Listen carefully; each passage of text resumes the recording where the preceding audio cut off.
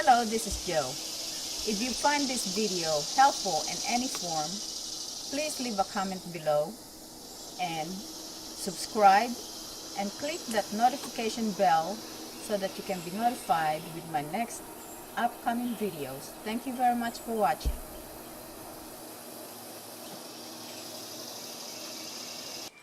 You see this? This is my sweet peppers which I overwintered in a greenhouse, and we are now in February, I believe February 18th, February 19th, and as you can see, these are old leaves, and you can see it by the color of the leaves is changing, is turning from vibrant green to yellowish, and they have fruits on them. The fruit I intend to save for seeds. So now the way to reinvigorate this for the season is by trimming the old stems, and I'll show you how I'll do that by starting with this pardon me, this stem right here. I just go ahead and keep snipping all this old stem so that I could reinvigorate the entire plant to putting out new canes. And I'm gonna continue trimming all the old stems by going as close as I can to the healthier, much stronger stem. Like as you can see this here, there's a new growth starting to come out for the season. So I'm gonna trim as close as I can over there and trim that and put that aside, and I'll keep on trimming. Here goes another one.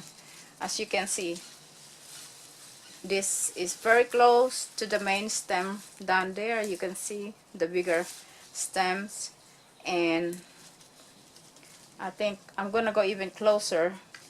I'm tempted to trim it right here, but I'm gonna go closer and trim it right there. And there's a lot of new growth starting to come out, as you can see, for the season. And before it gets too late, I will go ahead and trim it. I'd like to trim this very close to the base of the plant as well, since most of the new growth are pointing inward. We don't want that growth to be pointing inward. We want them to point outward. That way the plant could spread out nicely and allow the sun to penetrate.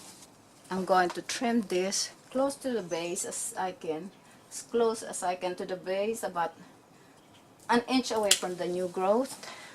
And the new growth ideally will be facing outward. Okay, so there,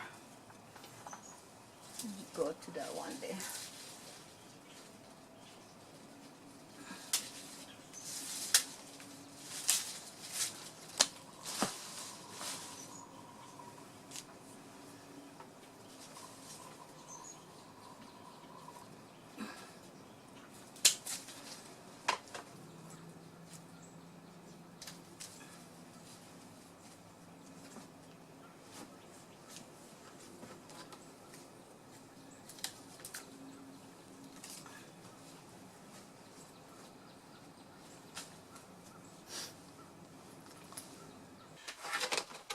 Compare this Roma to these seedlings of the Roma seeds that I have planted in these cells.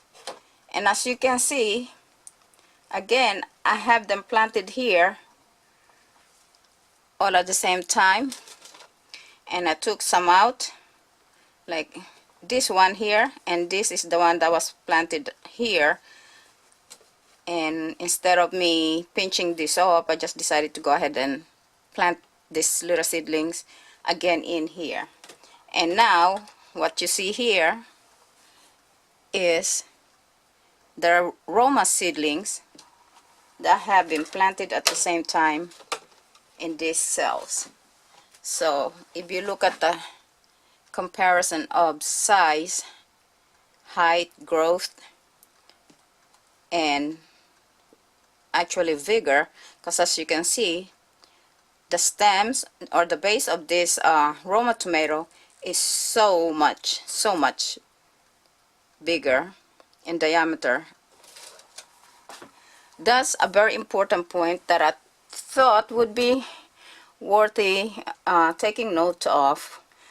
Transplanting your seedlings is important, not just because it has outgrown its pot, also give them more room for the roots to expand and nourish itself, therefore being able to grow a lot healthier. And as you can see, take a look at this one. See how nice and healthy looking that is compared to, and I believe this, yeah, this is my ponderosa. Take a look at that and look at the difference. I mean, the color even take some difference once you transplanted it. Okay, size so much bigger, much healthier looking than the one that has not been transplanted yet.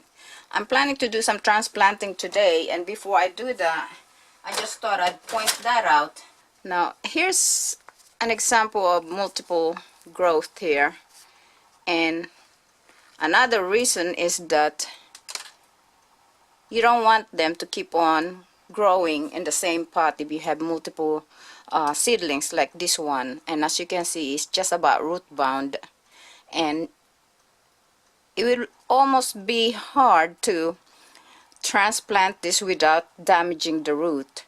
And most of the time we'll just go ahead and pinch up the less likely candidate for transplanting. So another reason would be root bound seedlings, and other reasons would be they have outgrown their cells that they are planted into. One reason to transplant our seedling is to prevent it from being too crowded and become root bound. Another reason that I transplant my seedlings is that it is incredible the big difference from the same exact seedlings planted in the same at the same time in the same place. As you can see, take a look at that big comparison. This is my Cherokee purple, which I have planted the same time in these cells. And as you can see, this is the other seedling, Cherokee purple seedling, that was growing with this one right here. I don't have the heart to pinch it off, so I decided to put it back in there and see where it will go. But again, this is one of the most important reasons why I transplant my seedlings into a bigger container. And as you can see, these Cherokee purples were planted the same time in the same cells, and when you compare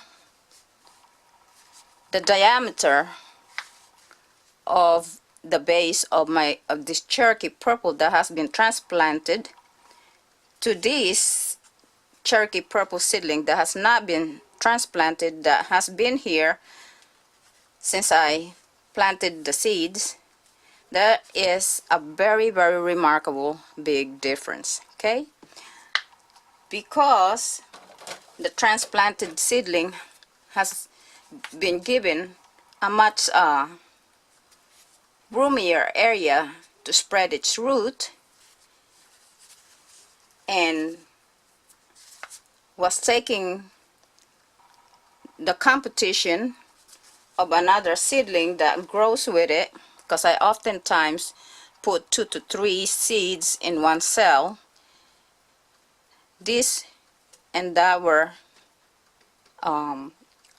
planted in this cell. I transplanted that, and this I put this one back in here. And because of the transplanting process, giving it more room for the roots to extend itself and nourish the plant, you can see the big difference. Okay, that is one of the most important reason why transplanting to a bigger pot is important. I mean, you can keep this here until you're ready to plant this outdoor, but if you really want a very good healthy, strong transplant, I imagine you would want to transplant your seedlings into bigger pot. So that's my observation, and that's my Cherokee purple. That's a low.